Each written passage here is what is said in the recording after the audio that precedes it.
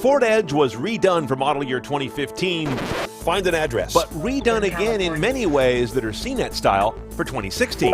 When ready. Pow, that's what I'm talking about. That's quick.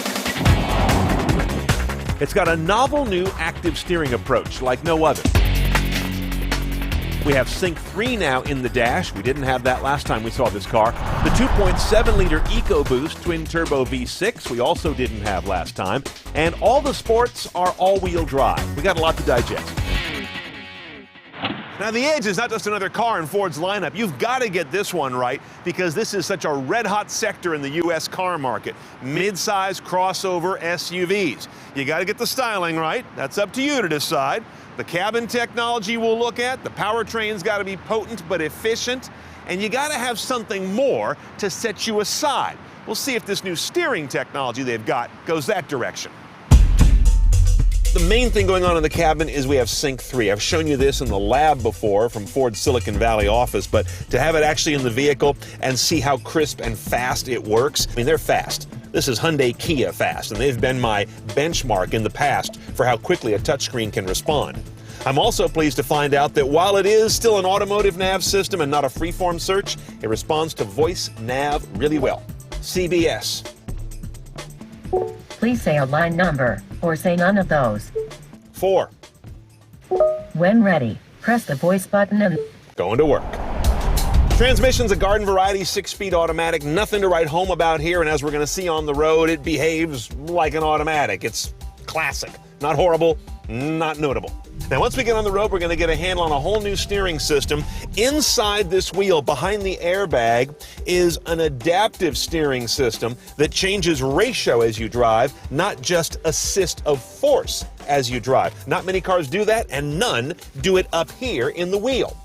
2 cabin options you've got to get on top of the electronics, which we'll check out when we price this thing. That panoramic roof is great. It's really big, and it's worth the $1,500–1,600. The other one I wish we had would be in here. Instead of having this hole in the console, you can get a safe put in there, like a real steel safe. I don't know what I would do with it, but I just want it. All-wheel drive is your standard drivetrain layout on any Edge Sport, and it always goes out through a 6-speed automatic, no other choice.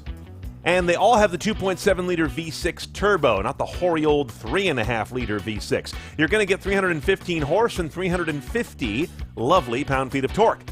0 to 60 in well under 6 seconds. MPG does suffer with the bigger engine and all-wheel drive. 1724. Compare that to the 2-liter front-wheel drive car at 2028. Noticeable difference. Right off the bat, before I'm even doing any driving, I noticed a difference with this active steering. Just backing out and turning out of a parking spot is like effortless and doesn't require all that sawing back and forth at the wheel. Once you are underway at low speed, you really do notice kind of almost a subconscious amazement at how few turns it takes to drive. It's kind of fun. For Ford, the big win on this steering system was not just conquering variable ratio, but doing so in a unit that is really compact, affordable enough to keep a Ford priced like a Ford, and can virtually bolt onto any Ford with minor mods. Car companies love innovations that spread across the line without a lot of custom R&D. At higher speeds, it largely goes away, at least to my perception, and just becomes a well-weighted steering system. It's a real joy to drive. It does have kind of a little bit of a grinding note to it under throttle. Not the best sounding engine, but where it isn't very exciting is the transmission. This 6-speed automatic kind of defines the word garden variety. It's a garden variety automatic. It's not crappy, but it's not sharp and razor-like as you would like to see with this engine's lack of lag and this steering's intuitive sharpness. Handling's good, by the way. There's not a lot of wallow in this car with a sport suspension. All in all, roll all that up with the high-quality interior. It's a pleasant car to spend time with. You feel like you got more than you paid for, although we'll see how much you pay for it in just a moment. Now, of course, the 16 Edge can be optioned up with all the usual Level 1 driver assists, like now adaptive cruise with lane departure warning and lane departure prevention. And the adaptive cruise also has braking intervention. And of course, you have blind spot and cross traffic tech, 2 sides of the same coin. Now, a 16 Ford Edge Sport is pretty much top of the stack. You're talking all-wheel drive, 2.7 EcoBoost, sports suspension, big tires and wheels, 41.3 delivered, and that's just the beginning. Add $3,150 for package 401A. That's got basically all the additional tech. $1,600 for that panoramic roof. I love that thing. $1,150 for adaptive cruise. It also has forward collision warning and brake assist. Now, my favorite option is the cheapest one, $330 for a safe in the console. The mind just reels at the opportunities.